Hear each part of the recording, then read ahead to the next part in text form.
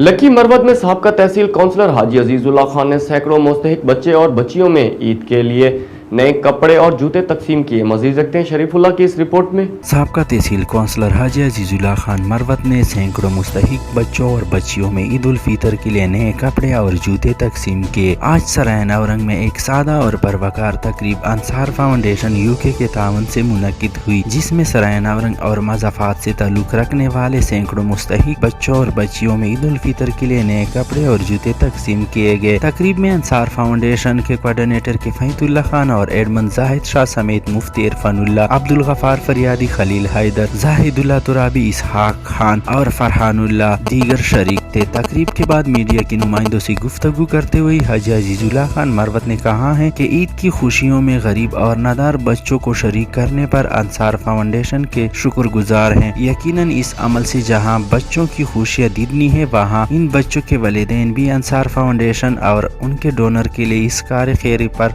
उनके लिए दुआ गो हैं, क्योंकि अंसार फाउंडेशन ने किसी हद तक उनके मसाइल को हल किया है। उन्होंने कहा कि अंसार फाउंडेशन लकी मरवत के गयूर आवाम के लिए पहला तोहफा नहीं है, बल्कि इससे पहले अंसार फाउंडेशन ने फेज 1 में लकी मरवत के दूर दराज इलाकों में दर्जनों अपनोशी मंसूबा और कई इलाकों में फलदार और सायेदार पौधों के प्लांटेशन समेत कई मंसूबे मुकम्मल किए हैं, और हम उम्मीद करते हैं कि मुस्तकबिल करीब में लकी मरवत की तरक्की और खुशहाली के लिए नए प्रोजेक्ट शुरू करेंगे। कैमरामैन सफीरुल्लाह के साथ शरीफुल्लाह,